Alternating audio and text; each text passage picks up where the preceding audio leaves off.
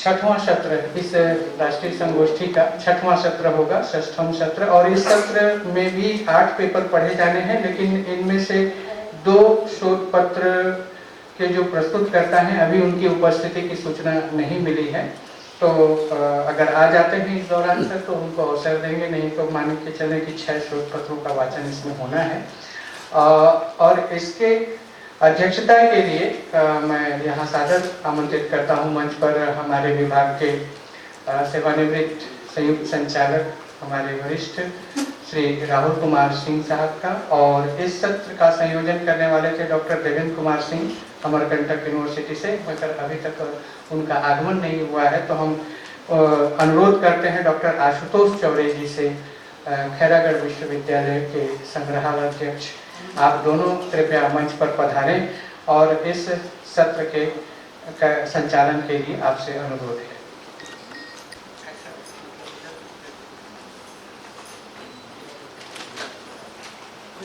षष्ठम सत्र में प्रभात सिंह जी बता चुके हैं कि इसमें 8 प्रश्न पत्र पढ़े जाना है, शोध पत्र पढ़े जाने हैं। तो इसमें पहला नाम है श्री देवधर महंत, सभ्यता और संस्कृति की संवायिका हंसदेव नदी। सबला जोहार। डॉक्टर मुलानंद झा जी का और चैन सिंह नागवंश। तो ये अच्छा पेपर है। इसमें अब अध्यक्ष टिप्पणी के लिए मैं सर से अनुरोध करूंगा। आप सभी का सादर अभिवादन।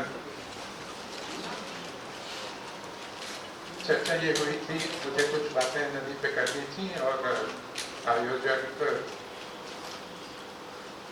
आयोजकों की ओर से ये प्रस्ताव था कि मैं किसी सत्र की अध्यक्षता करूं और उसमें जो थोड़ी बात मुझे कहनी है अपनी बात मैं कह दूं। लेकिन मेरे लिए ये संयोग, शायद संयोग या आयोजकों ने ये संयोग बनाया कि दरअसल मैं जो बातें कहना चाह रहा था उसमें कुछ बातें सोन को लेके, कुछ बातें हैं जो हसदेव को लेके।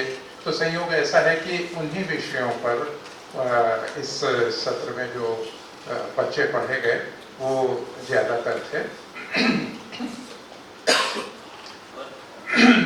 तो दोनों चीज़ें मैं अलग अलग शायद जो बच्चे पढ़े गए उन पे कहने के बजाय उनसे मिलती जुलती बातें और थोड़ी अपनी बातें उसमें मिला के मैं इस निष्कर्ष पे पहुंचने का प्रयास कर रहा हूं। सबसे पहली बात तो ये है कि नदियों पे जो चर्चा हो रही थी कल के भी सत्रों में, आज के सत्रों में, तो हमने सभ्यता, कई बार ऐसा होता है कि प्रकृति को, या प्रकृति में नदी है उसके साथ कभी शीत युद्ध और कभी आमने सामने मुकाबिल होने का प्रयास करता है। और ऐसे बहुत सारे प्रयास हैं जो प्रकृति पे विजय पाने जैसी भावना लाते हैं। और दरअसल हमने कई जगहों पर नदियों पर उस तरह से विजय पाई है। नदी हमारे राह रोकती थी, हमने उस पर पुल बना लिए। नदी से बाढ़ आती थी, हमने बांध बना दिए, नहर बना दिए, हमने बहुत सारे काम किए। तो वो सभ्यता जो एक तरह से गुमान में रहती है कि उसने नदियों पर विजय पाली है, हम हर साल ये देखते हैं कि वो नालियों से हार रही है। नालियों का पानी बरसात में घर में घुस जाता है, पूरी कॉलोनी डूब जाती है, जीवन मुश्किल हो जाता है। बेंगलोर शहर की खबरें आपने देखी होंगी कि वहाँ क्या स्थिति हुई है, पहली बार ऐसा हुआ है। बम्बई की स्थिति देखिए, कोई भी महानगर ऐसा नहीं है जो। तो दरअसल पूरी बात ये कहने का आशय मेरा सिर्फ ये है कि मानव सभ्यता जब तक प्रकृति के मैचिंग मानव उद्यम होगा, वो कहीं ना कहीं प्रकृति को प्रभावित तो करेगा, लेकिन मानव सभ्यता प्रकृति के जितने सहजीवन में उससे मैचिंग होगी, उसके साथ मिलकर चलेगी, सभ्यता का विकास उतना ही सम्यक होगा। उतना ही अधिक होगा या कम होगा ऐसा कहना शायद बहुत उचित नहीं है। सभ्यता का विकास सम्यक तभी होगा जब हम उसके साथ मैचिंग चलें। एक आप कभी ध्यान हो तो जो मेघदूत में कालिदास जो कहते हैं कि जो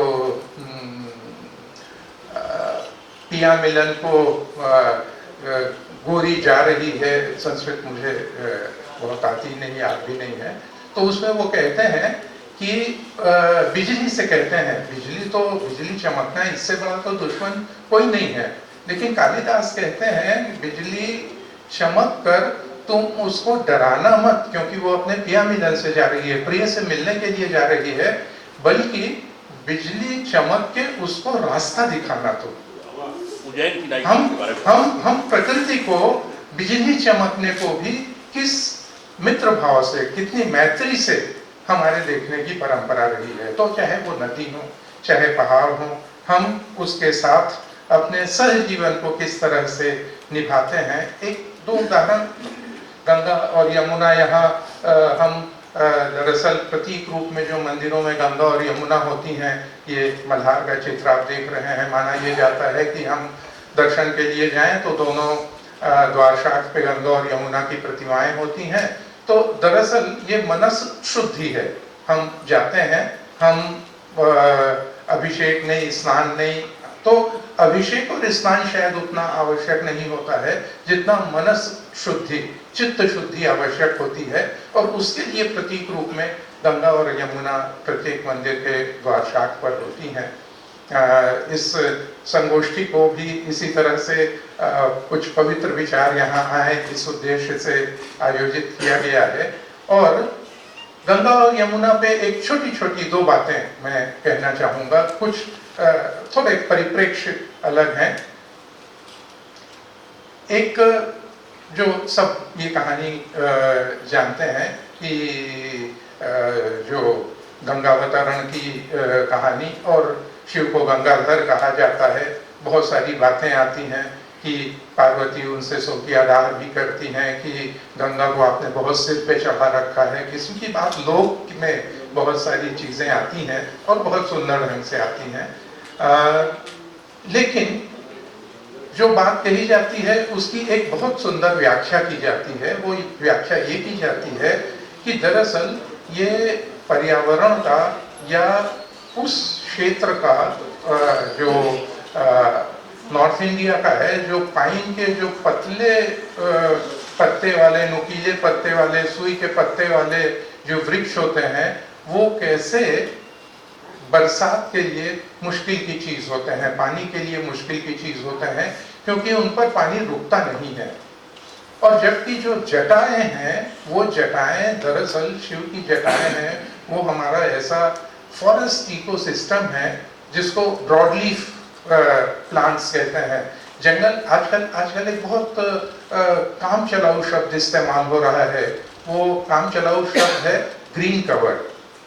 और ग्रीन कवर में हम हरियाली अपने बगीचे की उस घास को भी मान लेते हैं जो सिंथेटिकली क्रिएट हुआ है, उसको भी हम ग्रीन कवर मान लेते हैं। तो दरअसल ये बहुत महत्वपूर्ण होता है हम जब पर्यावरण की बात करते हैं कि वो ग्रीन कवर किस तरह का है, वो ब्रॉड लीफ है कि वो पाइन है। तो दरअसल ब्रॉड लीफ वो होता है कि जब बरसात का पानी गिरता है, बरसता है, तो काफी देर तक वो रहता है, धीरे धीरे रिसता है। तो उस तरह से जो गंगावतरण की कहानी है, वो दरअसल हमारे पर्यावरण की रक्षा वन किस तरह से करते हैं। और एक बात मैं उसमें जोड़ के कहना चाहूँगा, आप लोगों में से किसी ने नदी के किनारे वृक्षारोपण की बात कही, वो तो अच्छी बात है, उसमें कहीं कोई बुराई नहीं है, लेकिन नदियों के जीवन के लिए बहुत आवश्यक होता है कि हम उनके उद्गम के फॉरेस्ट को, उद्गम में जो जंगल है जो वनस्पतियां हैं, उद्गम के स्थल पे मेरे गुरुतुल्य रैकवार साहब हैं। हम लोग जब कभी सर्वे में जाते थे तो ये मैंने उनसे सीखा है कि और हमको ये जितने भी हमारे पुराने अधिकारी थे वो सिखाया करते थे कि जब आप सर्वेक्षण में जाते हैं तो नदियों के उद्गम और संगम को आप जरूर देखिए।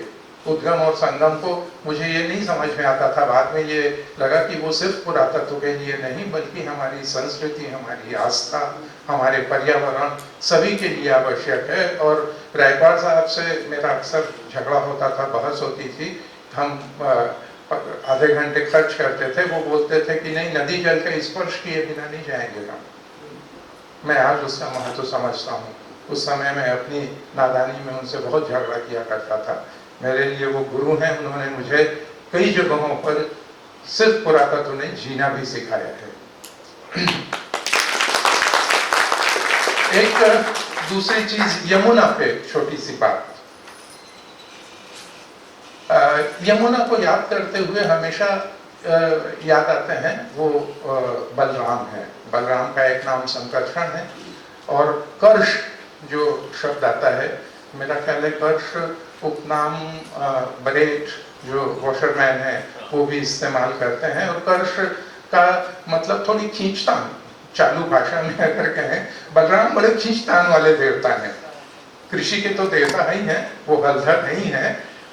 उनका एक जिक्र आता है और हमको किस तरह से हमारी पौराणिक कथाओं को देखना चाहिए, उसके प्रति दृष्टि होनी चाहिए। संकर्षण नाम होता है क्योंकि वो फिटस ट्रांसप्लांट की बात उनके साथ जुड़ी हुई है। दूसरी, उनका एक नाम यमुना कर्ष भी है। और यमुना कर्ष इसलिए है क्योंकि ये कहा जाता है, उसका इंटरप्रिटेशन होता है तो बहुत सारे जो नारीवादी लोग हैं वो मान सकते हैं कि बलराम व्याभिचारी थे, लेकिन क्योंकि ये कहा जाता है कि उन्होंने हल से या यमुना को पकड़ के जबरदस्ती उसके साथ की और उसको मथुरा ले आया। दरअसल इस पूरी कहानी में बहुत स्पष्ट रूप से, अगर मूल विष्णु पुराण आप पढ़ें और विष्णु पुराण को केयरफुली पढ़ें तो ये बहुत स्पष्ट रूप से दिखाई पड़ता है कि एक व्यक्ति जो कृषक है, जो हलधर है, वो कृषि की व्यवस्था के लिए जल की व्यवस्था कर रहा है और यमुना के पानी को डाइवर्ट करके या यमुना से कोई नहर निकालने का वो प्रयास कर रहा है। बहुत स्पष्ट रूप से अगर मूल विष्णु पुराण पढ़ें, अगर आप किसी नारी विमर्श की कथा पढ़ेंगे तो आपको लगेगा कि बलराम ने यमुना नाम की कोई कन्या थी, उसका बलात्कार किया था। तो ये जो आधुनिक जो विमर्शवादी लोग हैं उनसे थोड़ा सावधान रहने की जरूरत है। हमारी अपनी परंपराओं में ये चीजें बहुत ही प्रतीक रूप में बहुत सुंदर ढंग से आती हैं।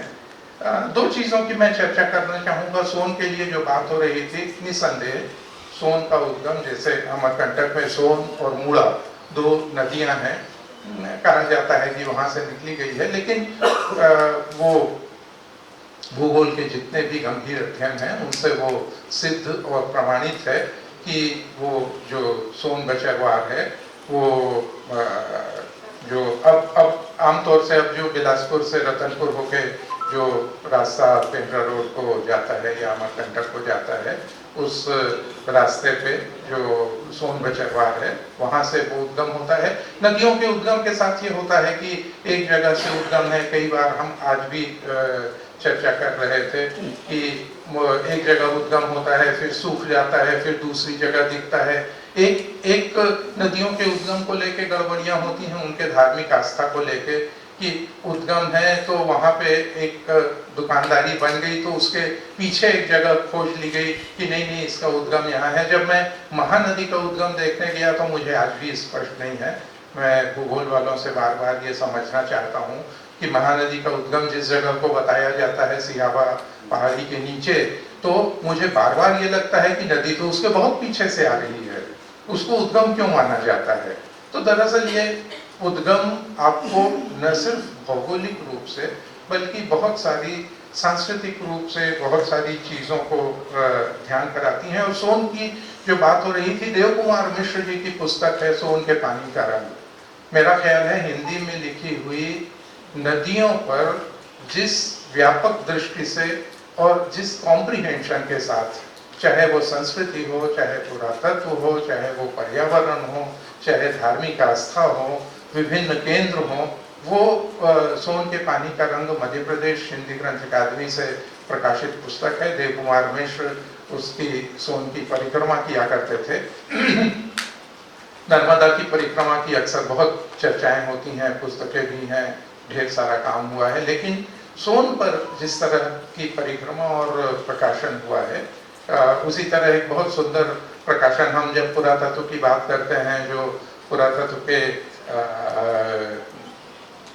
डायरेक्टर जनरल रहे हैं राकेश तिवारी साहब, वो शौकिया तौर पे नाव चलाया करते थे, लेकिन उन्होंने 62 दिन में दिल्ली से यमुना, यमुना से गंगा, गंगा से करते हुए वो कलकत्ते तक की यात्रा उन्होंने 62 दिन में की थी, खुद अकेले नाव चलाते हुए।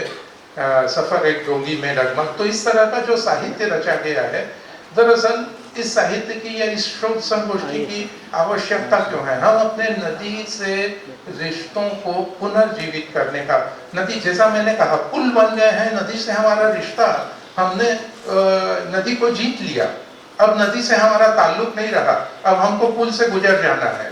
नदी हमारे जीवन का जब तक हिस्सा नहीं रहेगी, ये बात जो हो रहा था कि नदी के किनारे जो रिचुअल्स होते हैं, जो नदी की पूजा होती है, जो सबसे ज़्यादा स्वाभाविक है कि जो निषाद ऑस्ट्रिच कुल के जो आग्नेय वंशी हैं, उनके लिए नदी का सबसे ज़्यादा महत्व है, उनकी पूरी जीवन उनका। और एक बहुत इंटरेस्टिंग रोचक बात है कि जितना भी हम भरभूजा कहते हैं, चना मुर्रा लाई, हमारे यहाँ सभी के यहाँ ये परंपरा रही होगी कि वो सब काम हमारे यहाँ आती थी तो वो क्योंकिन बेचा करती थी, करी लड्डू, मुर्रा लड्डू, चना मुर्रा, ये सब बेचा करती थी।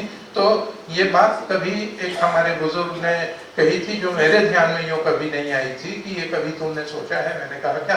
तो उन्होंने कहा कि दरअसल जब एक केवट, एक निषाद राज नाव लेके नदी में, समुद्र में हेल जाता है, तो वो उसे कितना वक्त लगेगा, वो कितने दिन बाद आएगा मालूम नहीं, खाने का क्या इंतजाम होगा पता नहीं। तो हम एक बहुत ही न्यूनतम प्रोसेस से हम बिना किसी प्रिजर्वेटिव के अगर कोई खाद्य सामग्री कई दिनों तक सुरक्षित रख सकते हैं तो वो चना मुर्रा है।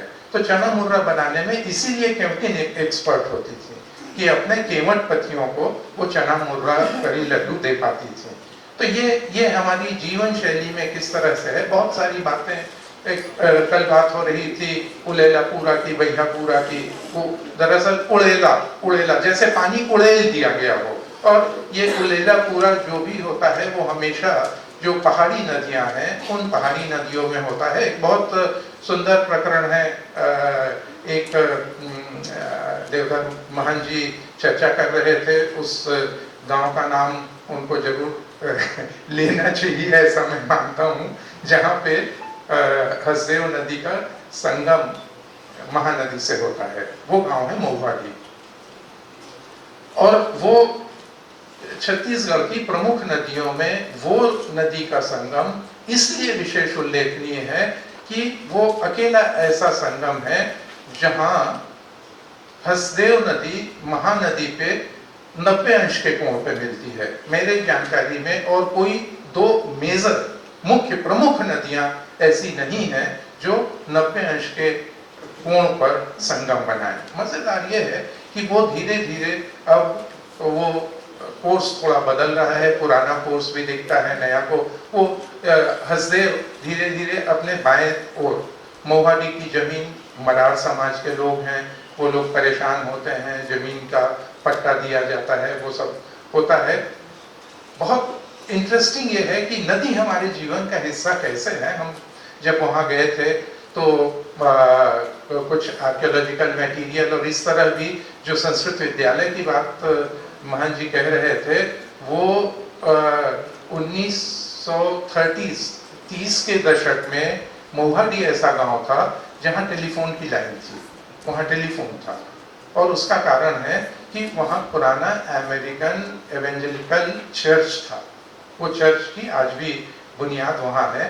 वहां एक बुजुर्ग सज्जन से हमारी मुलाकात हुई। नदी कैसे हमारी जीवन का हिस्सा है, उन्होंने एक बहुत सारी बातें बताई। उसमें से एक रोचक बात थी, उसकी कहानी तो मैं बहुत लेकिन मुझे लगता है कि संक्षेप करने के कारण बात थोड़े में समेटने की कोशिश करता हूँ। उन्होंने किस्से में ये कहा कि जब हमने हसदेव और महानदी की बात कही तो उन्होंने, देखिए एक साहित्यिक व्यक्ति होता तो वो कहता कि महानदी धीरा है, गंभीरा है, मैदानी क्षेत्र से आती है, लेकिन हसदेव आती है वो पहाड़ी क्षेत्र से आती रहती है, मैदानी क्षेत्र में आती है, उसके बाद बांगो हसदेव बन जाता है। तो वो याद कर रहे थे उसके पहले के समय को कि किस तरह से होता था। तो उस पर उन्होंने एक बहुत रोचक, कैसे हमारे जीवन का हिस्सा है, हम नदी को क्या महसूस करते हैं। तो हम तो बहुत देर तक समझ नहीं पाए उनकी बात। वो बताने लगे कि हम में बसे हैं, हम मतलब भूचे पर पड़ते और पानी चौमास में तो थे कावत दोनों बहुरिया के झगड़ा। हमने पूछा क्या बहुरिया के झगड़ा, देख ये बड़की है तो थिराए रथे, बड़की है नहीं रिसावे को कही वे वो हर सहत रथे बिचारी है, बड़की है छोटी के फनफनी है, एक फेरी हुई कहा फन फन फन फन फन फन फन फन, बड़की बिचारी है जतका सहे सकते सहते। लेकिन अब हुहर तो एक जन आदमी से सहत सहत में कहूँ दिन का होकर मिजाज बिगड़ गए। हमन कथन अब जी नहीं बाँचे, अब दोनों बहुरिया के अब बड़की है रिसाए। महानदी का जो पानी बढ़ता है, और वो महानदी का पानी एक और पेपर में जो चर्चा हो रही थी, वो चर्चा कि उसमें भी एक जो मैं मानता हूँ कि बहुत जरूरी नाम छूट गया था, वो है ठाकुर जगमोहन सिंह का नाम। और ठाकुर जगमोहन सिंह का नाम इसलिए कि वो शिवरी नारायण में तहसीलदार थे, और जो शिवरी नारायण का जो बाढ़ आई थी, उस बाढ़ को लेके उन्होंने जो काव्य लिखा है, या राजीव में जो हमको उसका उल्लेख मिलता है उस बाढ़ का। और ये भी ऐतिहासिक तथ्य है कि जो नवागढ़ जांजगीर तहसील बना, वो तहसील मूल रूप से खरोद का परगना, खरोद परगना जो शिवरी नारायण तहसील बना, और शिवरी नारायण तहसील में जो पहले सिमगा तहसील था वो शिवनाथ नदी से प्रभावित होने के कारण वो चेंज हुआ, या शिवरी नारायण तहसील था वो बाढ़ से प्रभावित होने के कारण जांजगीर तहसील बना। तो उसकी चर्चा बहुत विस्तार से इस तरह से आती है, और चीजें ढेर सारी और कहने की हैं। बात हो रही थी जोंक नदी की, खारून नदी की, तो एक दौर था इंटेक में, यहाँ नदियों की यात्रा, खारून नदी की यात्रा पेटेचुआ से सोमनाथ तक वो यात्रा की गई थी, या जोंक नदी की यात्रा, या शिवनाथ के अंश की यात्रा की गई थी। तो ढेर सारी ऐसी यात्राएं इंटेक किया करती थी, लोग किया करते हैं। ये सभी नदी से रिश्ता, आपका नदी से रिश्ता नहीं रहेगा तो आप ये मान के चलिए कि नदी का बचना पता नहीं, हो सकता है हम भविष्य में नदी के बजाय किसी दूसरे चीज के लिए बहुत रोमांटिक हो जाएं और दूसरी चीजें हमारे जीवन का हिस्सा बन जाएं। आज से 500 साल बाद क्या होने वाला है पता नहीं, लेकिन जो अभी पिछले 50 साल में मेरे अनुभव में मैंने देखा है, नदी और सूखती नदियां का अशोक तिवारी जी बात कर रहे थे, ये मैंने नांदघाट के पुल पर भी देखा है, और बलौदा बाजार से कसरोल जाते हुए नाले आते हैं, उनमें भी मैंने देखा है। और वो देख के बहुत साइलेंटली, बहुत शांत ढंग से कुछ चीजें होती हैं जिन पर अगर आपका ध्यान न जाए तो अच्छा, अगर ध्यान जाता है तो आपका दिल दहल जाता है। और वो दिल दहल जाने वाली चीज ये थी कि उन पुलों पर एरो मार्क लगाया गया था, तीर का निशान लगाया गया था, और नीचे लिखा था बहाव की दिशा।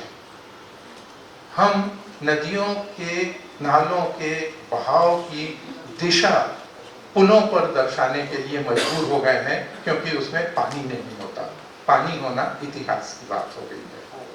मेरा ख्याल है कि हम नदियों से अपना रिश्ता महसूस करते रहें, उसकी संस्कृति, उसकी जीवन शैली है जो हमारी संवेदनाओं को, हमारी मानवता को बहुत समृद्ध करती है।